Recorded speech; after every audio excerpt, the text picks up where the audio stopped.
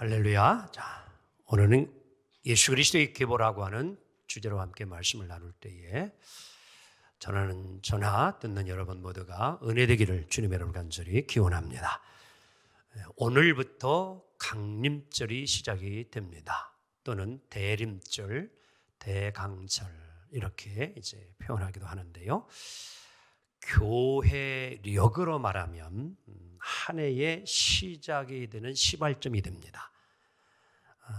실은 우리들은 새해 1월 1일을 시작으로 보지만 교회의 그런 달력으로 보게 되었지만 오늘을 이제 첫날이라 이렇게 시작을 하는 겁니다. 실은요. 지난 추수를 감사하도록 하나님이 허락해 주신 그런 이제 은혜를 우리가 감사하며 또 주님 오심을 이렇게 강림절로 우리가 이제 한 해를 시작하게 되어지는데요.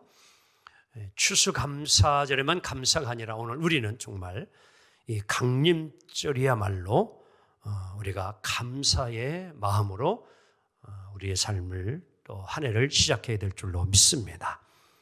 왜 강림절이 감사하냐? 다른 데 있지 않습니다. 우리를 위해 오신 예수님을 깊이 만날 수 있는 절기이기 때문입니다. 오늘 본문은 마태라는 제자 사도가 비밀스럽고 놀라운 이야기를, 역사를 우리에게 들려주고 있는 내용입니다. 마태는 우리가 잘 알고 있듯이 그런 이스라엘의 그 지도를 보게 되어 요즘은 북쪽에 있는 이제 갈릴리 호수가 있는데 그 호수를 주변으로 해서 이루어진 마을이라고 할까요? 도시라고 하는데 그것을 가버나움이라 이렇게 하는데요. 그거 출신이에요. 그래서 그도 이제 아마 세무직원이 되어 가지고 이제 세금을 거둬들이는 어떻게 보면 공무원과 같은 세무 직원, 그런 이제 세관원이라 이렇게 볼 수 있습니다. 그러던 그가 이제 어느 날 예수님을 만나게 되어져요. 그리고서 예수님을 평생 따르는 제자가 되어지는데요. 이 마태의 성격은 어떤 외향적이거나 행동적인 그러한 사람 스타일은 아니에요. 주로 좀 내성적이라나 할까요? 그리고 좀 관조적인 이런 조용한 것을 좋아하는 그런 성향을 가진 사람입니다. 그래서 이 마태복음을 읽어보게 되어지면 다른 마가나 누가 요한복음과는 전혀 다른 이제 그러한 이제 표현들을 하고 있는 것을 이제 보게 되어지는데요. 오늘 이 마태복음의 첫 장, 첫 번째 말을 시작을 할 때에 이렇게 그래서 시작을 합니다. 함께 봅시다. 시작. 아브라함과 다윗의 자손 예수 그리스도의 계보라. 왜 오늘 첫 이야기의 시작을 이렇게 하고 있는가? 드라마나 여러분 영화도요. 첫 시작을 어떻게 하느냐가 아주 중요해요. 그 시작이 끝이 되고 주제가 될 수 있고 의미를 담고 있습니다. 그 시작이 참 중요해요. 오늘 마태는 유대인들이 아주 중요시 여기는 혈통을 생각하며 오늘 이 복음서를 기록하고 있는 겁니다. 혈통을 중요시 여긴다고 하는 것은 족보를 그만큼 대단히 중요시 여기죠. 우리나라도 역시 족보 중요 여기지요. 유대인하고 우리나라하고는 문화가 비슷한 것이 상당히 많이 있습니다. 그런 점에서요. 아마 많은 그리스도인들조차도 그리고 아마 믿지 않는 사람들이 이 마태복음을 처음 읽는다고 하면 아마 읽다가 그만 중단하고 싶은 마음이 드는데 그게 왜냐하면 그냥 낳고밖에 없지요. 그래서 이 뭔 성경책이 무슨 낳고 그러니까 첫 시작부터 그렇게 되니까요. 하지만 오늘 이 계보 속에는요, 족보 속에는요, 엄청난 비밀스러운 내용과 은혜가 담겨 있어요. 오늘 강림절 기간 동안 저와 여러분이 이 계보에 담긴 하나님의 은혜를 함께 나누었으면 좋겠습니다. 프랑스의 유명한 정신 분석학자가 한 분이 있는데요. 세르주 티스롱이라 하는 사람입니다. 이 사람이 쓴 책 중에 하나가 가족의 비밀이라 하는 책이 있어요. 다 같이 가족의 비밀. 여기에서 이 저자는 한 소녀의 이야기를 합니다. 이름이 앙리 퀴에코라고 하는데요. 참 아이가 태어날 때 이 입술이 이렇게 세로로 찢어지는 갈라진 이 구수열이라 하는데요. 우리나라에서는 그냥 흔히 언챙이라 그러죠. 그렇죠? 언챙이라 이렇게 표현합니다. 참 불행하게 태어났지요. 이제 됐습니다. 우리 책은 이제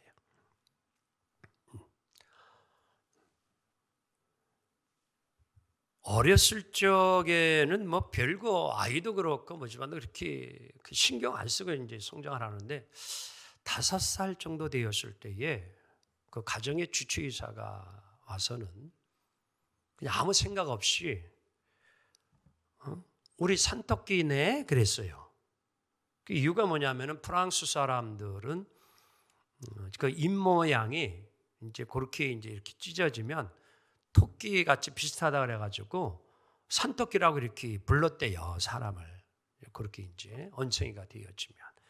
그 의사가 그냥 아무 생각 없이 아이를 향하여서 우리 산토끼 그런 거예요. 그 아이가 아무런 영문도 모르고 있다가 이제 간 다음에 할머니에게 물었어요. 할머니, 산토끼가 뭐야?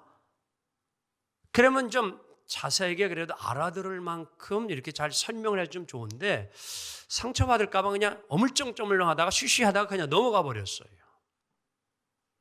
그리고 아이가 이제 그것이 상처가 된 채로 다시 질문을 하게 되어지면 또 아픔과 고통이 올 걸 알고 그 질문을 누구에도 하지 않습니다.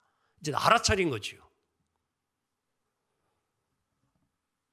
그리고 성장하면서 이 아이는 계속 수치심이 되어지고 죄의식까지 갖게 되어지면서 나는 벌받아 마땅하구나. 내가 벌받아서 이렇게 되었구나. 자기 스스로를 그렇게 가두고 말았어요.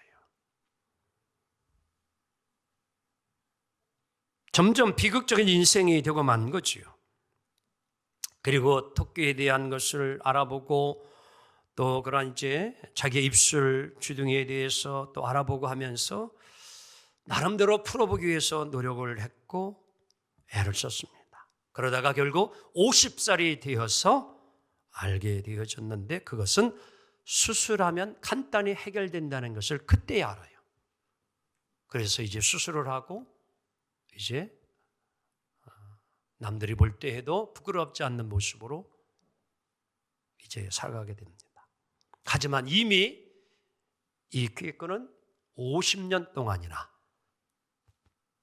그런 가정의 식구들이 비밀을 유지하기 위하여 그것을 풀어주지 못하여 그 삶을 살았다는 것이죠. 성경을 보면 삐뚤어진 사람들의 경우를 보게 되어지면 가정에서부터 그 실마리가 풀려짐을 보게 되어집니다. 어느 집이든 여러분 가족들만의 이야기가 있을 수 있어요. 남들에게는 알리고 싶지 않은 가정 식구들만 알고 있는 때는 출생의 비밀이 그럴 수 있죠. 그렇지요? 친자녀인지 서자인지 뭔가 감추고 싶은 드러나고 싶지 않은 이런 출생의 비밀들이 가족은 알고 있어요. 알려주고 싶지 않습니다. 세상 사람들에게. 근데 그런 것이 알려지지 않다가 이제 성장하여 알게 되어지면요. 그것이 큰 해결되지 않은 채 살다 오게 되면 큰 상처로 계속 살아야 된다는 것을 우리는 기억해야 합니다. 그래서 이 책에서 이 티스롱 박사는 이런 말을 합니다. 숨어있는 상처를 그냥 두지 말고 상처와 정면으로 마주하라. 상처를 꽁꽁 묶어놓고 감추게 되어지면 오히려 치유가 되지 않았을 때에는 더 성장을 방해하게 되어지고 인생을 더 힘들게 하고 고통스럽게 한다. 그럼 어찌해야 합니까? 숨겨진 상처와 정면으로 마주해야 하는데 어떻게 우리 믿는 사람들을 해결할 수 있습니까? 말씀 안에서 말씀으로 풀으면 됩니다. 아멘. 그래서 예수님 당시에 나름대로 어떠한 신체적인 장애를 가진 많은 시각장애인들, 청각장애인들, 걷지 못하는 이들이 예수님 만나고 마음의 상처를 받은 수가성의 여인 모두가 다 예수님 만나고 오늘 삭개오, 마태와 같이 모든 이들 예수님 만나고 그 모든 상처들이 치유받고 새 사람이 되어지고 쓰임받음을 믿습니다. 그게 말씀의 능력이에요. 이 땅에 오신 예수님을 만난 자들의 기쁨이에요. 오늘 신약 성경의 첫 번째 마태복음 첫 장 1절 그리고 이하 오늘 유대인들이라고 하면 숨기고 싶은 이야기들이 이 속에 담겨 있습니다. 오늘 우리들은요, 승자가 되었을 때는 역사를 쓰고 싶을 때 우리는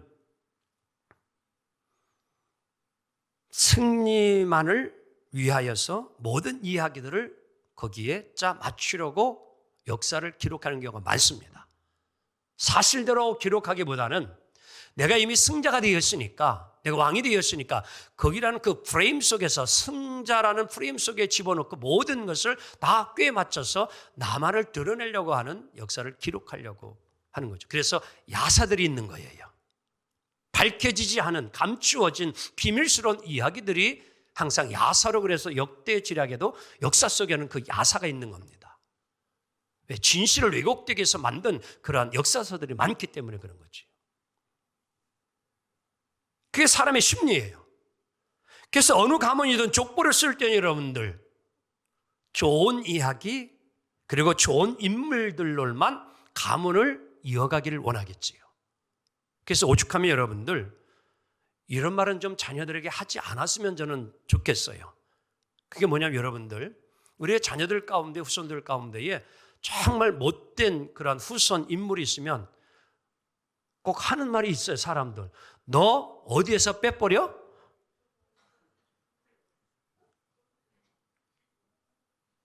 이거 심각한 이야기입니다. 어디에서 빼버려? 아예 족보에서 빼버린다는, 계보에서 빼버리겠다는 거예요. 이건 아니잖아요. 잘났든 못났든 훌륭하든 훌륭하지 않든 내 후손이잖아요. 가문이잖아요. 근데 사람들은 부끄러운 후손들은 빼기를 원하는 거예요. 부끄러운 조상이 있으면 그들도 빼기를 원할 거예요. 아마 죄송한 얘기지만 여기 이 씨도 계신데 오해는 하지 마세요.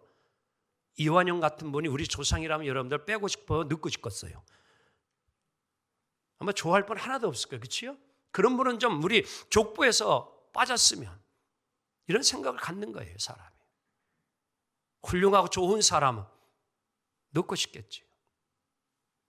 자, 오늘 마태를 복음을 쓴 마태 기자는 유태인이에요. 그리고 유태인의 문화와 그들의 삶, 그들의 역사를 너무너무 잘 알고 있는 사람이에요. 근데 왜 굳이 오늘 부끄러운 인물들을 오늘 이 예수 그리스도의 계보에 넣어서 이 복음서를 쓰고 있을까? 살인, 강간, 거짓말, 배반의 역사가 왜 고스란히 이 속에 들어가 있어야 되는가? 유대인이라면 감추고 싶은 내용들이 왜 오늘 여기에 들어가 있어야 하느냐라는 것이에요. 심술이 났을까요, 마태가? 아니면 진실 규명을 확실히 하고 싶어서 이렇게 기록하고 있을까요? 이유가 무엇일까요? 다른 데 있지 않습니다. 오늘 마태라는 제자가 이 마태복음을 기록할 때는 중요한 관점이 있습니다. 그것은 오직 구속사의 관점을 가지고 기록했다라는 것입니다. 이 계보 속에는, 그리스도의 계보 족보 속에는 항상 구원사의 관점을 가지고 이것이 기록되어졌다라는 거예요. 유대인의 족보를 반하고 오직 그리스도의 구원의 관점을 가지고 이 글을 쓴 거예요. 마태는 조금 전에 말씀을 드렸듯이 세리였습니다. 유대인들에게 그 당시 좋은 호평을 받는 자가 아니었고 혹평을 받는 자예요.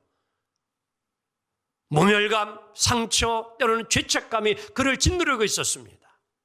그런데 이러한 마태가 예수님 만나고 거듭나고 새 사람 되고 제자가 되어졌습니다. 아멘. 그리고 예수님 따라다니면서 고난과 십자가의 죽으심과 부활하심과 성천하심을 직접 눈으로 보고 경험하고 많은 사람들 만나 예수님이 치유하고 했던 모든 것을 보았던 것을 낱낱이 세밀하게 그의 성품에 맞게 오늘 이 마태복음을 기록한 것입니다.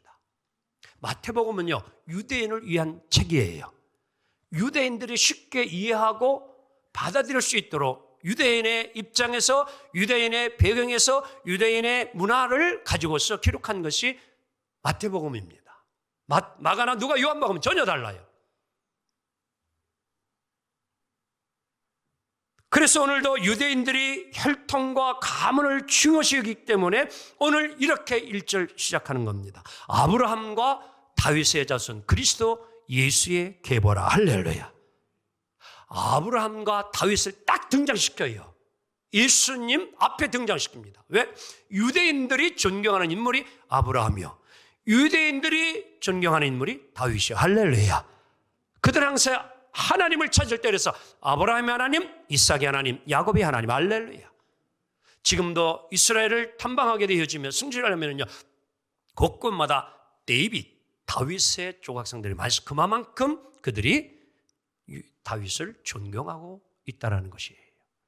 자, 그래서 한 세대 이제 아브라함과 다윗을 이어가면서 이제 14대 예수까지 이렇게 오늘 족보를 써내려가고 있습니다. 2절 함께 보도록 합니다. 시작. 아브라함이 이삭을 낳고 이삭은 야곱을 낳고 야곱은 유다와 그의 형제들을 낳고. 아멘. 오늘 이 한 절에, 2절 한 절에 유대인들이 쓰는 족보하고 전혀 다른 계보의 족보를 오늘 마태는 기록하고 있습니다. 왜 그랬을까요? 이유가 있어요. 출애굽기 22장 29절. 자, 함께 보도록 합니다. 시작. 너는 내가 추수한 것과 내가 짜낸 집을 바치기를 더디하지 말지며 내 처음 난 아들들을 내게 줄지며. 첫 아들은 하나님의 것이라는 거예요. 귀한 아들. 그에게 계보를 물려주라는 하나님의 뜻이 있는 거예요. 장자에게 모든 걸 물려주라는 거예요. 그런데 어찌 된 일입니까? 이삭은요, 아브라함의 둘째의 실은요, 이스마엘이 먼저 태어났어요. 그렇지 않습니까? 아브라함의 입장에서는 이스마엘이 첫째예요. 이삭은 나중에 얻은 아들이에요.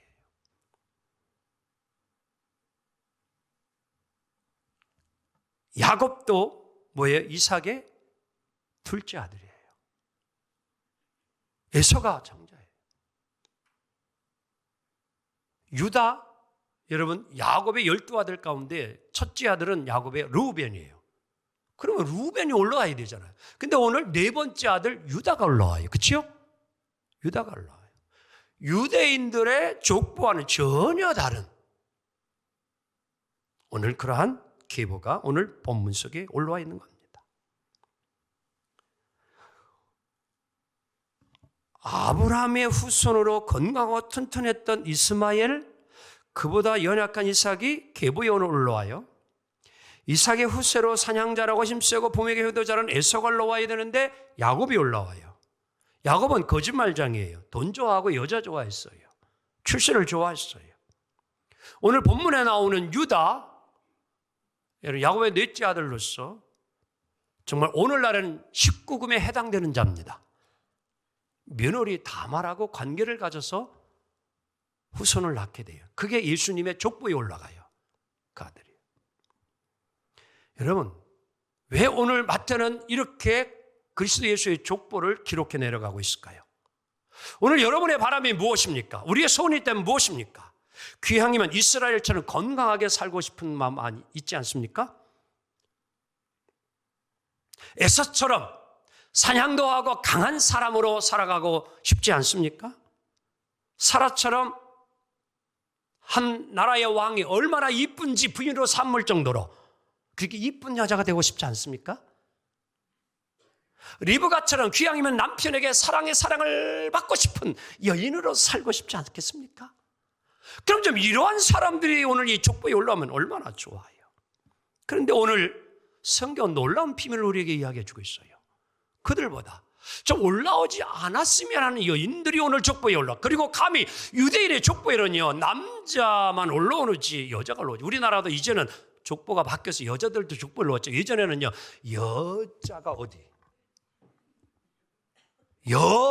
어디에 올라와? 족보에 감히. 그게 지난날 우리의 족보였어요. 이제는 시대가 좋아져서 여자도 족보에 올라가 감사해야 돼요. 아멘을 안 하시는 여자분들이 당연한 건데 왜 목사님 그러시나 하는 것 같아요. 오늘 성경이 우리가 그 얘기죠. 왜 하나님은 오늘 이렇게 이 그리스도 예수의 계보를 써내라고 했는가? 하나님의 나라는 어떤 인간의 공로나 행위로 인하여서 올라가는 것이 아니라 연약한 자가 오히려 겸손하고 예수 그리스도를 아니 하나님을 마음에 믿고 영접한 자들이 가는 것임을, 족보에 올라가는 것임을 이야기해 주고 있다는 것을 잊지 않기 원합니다. 자, 창세기 49장 야곱이 이제 12아들들을 축복하는데요. 오늘 본문에 나오는 유다를 향한 축복을 보면 이 하나님이 어떻게 구원의 역사를 이뤄가는 걸 볼 수 있는데 함께 보도록 합니다. 유다야, 시작. 유다야, 너는 내 형제의 찬송이 될지라.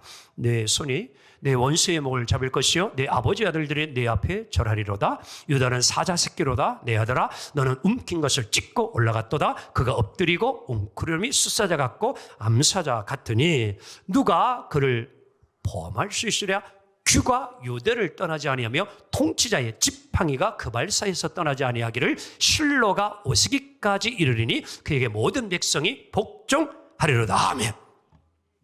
내 형제의 찬송이 될 것이라. 이것은 온 형제들 위에 유다 너희가 있을 것이다. 아멘. 여기서 규와 지팡이가 나오는데 이것은 왕을 상징합니다. 너희의 지파를 통해서 장차 이스라엘의 왕이 나올 것이고 그것을 계속 이어갈 것이다. 아멘. 실로가 온다라고 하는 것은 장차 너희의 유다 지파를 통하여서 이 땅에 메시아 예수 그리스도가 오실 것이다. 바로 그 말씀대로 예수 그리스도는 다윗과 유다 지파를 통하여 이 땅에 이새의 후손을 통하여 오심을 믿습니다. 그래서 여러분 짠 칼뱅이나 짠 칼빈은 이 본문을 해석할 때에 빌립보서 2장 6절 8절 주님이 이 세상에 실로에 온다라고 하는 것을 이렇게 연결시켜서 주해를 했습니다. 함께 보도록 합니다. 빌립보서 2장 6절로 8절 시작. 그는 근본 하나님의 본체시나 하나님과 동등됨을 취할 것으로 여기지 아니하시고 오히려 자기를 비워 종의 형체를 가지사 사람들 같이 되셨고 사람의 모양으로 나타나사 자기를 낮추시고 죽기까지 복종하셨으니 곧 십자가에 죽으심이라. 아멘. 실로에 오시는 사람의 몸을 입고 이 땅에 오셔서 십자가에 죽기까지 자기를 낮추신 종의 모습, 그것을 이미 성경은 구약시대에 예언해 놓았음을 보게 되어집니다. 오늘 우리는 여기서 계보를 대하면서 발견하지 못했던 인물들 있습니다. 아브라함의 아내 사라의 이름이 없어요. 리브가의 이름도 없어요. 그야말로 좀 이들이 더 들어가야 될 족보인데 그들 대신에 다말이라고 하는 유다의 며느리 이름이 떡 올라가고 있습니다. 그리고 라합이라는 여인 기생이었습니다. 룻이라는 여인이 올라갑니다. 이 여인은 이방 모압의 여인이었습니다. 이방 여인이 뚝 유대인의 족보에 올라가 있는 거예요. 그리스도의 족보에 올라가 있어요. 그리고 누가요? 밧세바. 다윗이 우리아 장군의 아내 밧세바 목욕하는 그와 동침해서 그리고 낳은 것이 솔로몬이에요. 첫 임신한 건 죽고요. 둘째 이제 솔로몬이 태어나서 왕위를 이어가게 합니다. 여러분 어떻게 생각합니까? 훌륭하고 요조숙녀 같은 여자 인물들이 오히려 올라가야 되는데 우리가 볼 때는 전혀 그렇지 않은 인물들이 그리스도의 족보에 딱 4명의 여자가 올라가 있다는 사실이죠. 왜 그랬을까요? 오늘 그리스도의 족보는 구원의 역사를 이루기 위한 연약하고 부족하지만도 오늘도 믿음을 가지고 예수 그리스도를 영접하고 하나님을 믿는 자들에게 주시는 약속을 보여주기 위함입니다. 창세기 15장 6절 아브라함이 믿음의 조상 하나님의 자녀가 된 것을 이렇게 설명해 주고 있습니다. 함께 보도록 합니다. 시작. 아브라함이 여호와를 믿으니 여호와께서 이를 그의 의로 여기시고 아멘. 우리의 행위가 아닙니다. 하나님을 믿는 믿음이 하나님의 자녀가 되어지고 의인이 되어집니다. 오늘도 연약하고 부족하고 정말 때로는 간음과 살인 이 모든 것이 있을지라도 자신의 잘못을 회개하고 돌아오고 예수 그리스도를 참된 믿음으로 영접한 자들에게는 누구나 의인이 되어지고 하나님의 자녀가 될 수 있음을 오늘 성경은 우리에게 약속해 주심을 믿습니다. 미국에는 미국 사회를 이루는 주도층이 있습니다. 한마디로 화이트 앵글로색슨 프로테스탄트라는 그러한 사람, 백인 청교도 출신 개신교 기독교인들을 의미합니다. 저는 이들이 1720년 메이플라워를 타고서 도착했던 항구와 그리고 정착했던 그 마을을 하나님께서 기회를 주셔서 그 땅을 밟고 오래전에 온 적이 있습니다. 2000년에 다녀왔대. 2019년, 20년에. 그들은 이 청교도들은 오늘로 앵글색슨 이들은요. 영국에서 이렇게 인정받는 자들이 아니었어요. 왜? 신앙 때문에 그랬습니다. 그래서 오늘 이들이 102명이 영국을 떠난 이유는 오직 신앙의 자유를 위하여 할렐루야. 믿음으로 살기 위하여. 그래서 그들은 믿음으로 그들을 도착하고 그들은 뭐예요? 길을 만들 때들 항상 십자가형으로 만듭니다. 미국 도시가 그렇게 돼 있어요. 크로스에. 모든 도시를 그렇게 다 만들었습니다. 그리고 그들이 가장 먼저 세운 것은 처치, 교회였습니다. 그리고 하나님이 주신 축복을 가지고 그들이 세운 게 학교였습니다. 미국 아이비리그에 들어가는 모든 유명한 대학은 다 뭐예요? 신학과서부터 시작이 되어졌음을 잊지 않기를 원합니다. 하버드, 예일 대학 모두가 다 하나님이 주신 축복, 청교도들, 그들이 하나님의 은혜를 감사하여 훌륭한 대학을 세우고 인재를 양성하여 오늘도 미국 사회의 주류가 되어서 세상 온 이 세계를 이끌고 지배해가고 있다는 사실을 잊지 않기 원합니다. 오늘도 미국인들은 대통령이 취임할 때는요, 때로는 대통령들, 미국 수많은 대통령 가운데 스캔들을 일으킨 대통령도 있지만 그들은 대통령 취임할 때는 반드시 성경책을 두고 성경책에 손을 올려놓고 취임 선서를 하고 취임한다는 사실을 기억하기 원합니다. 오직 신앙이에요. 믿음입니다.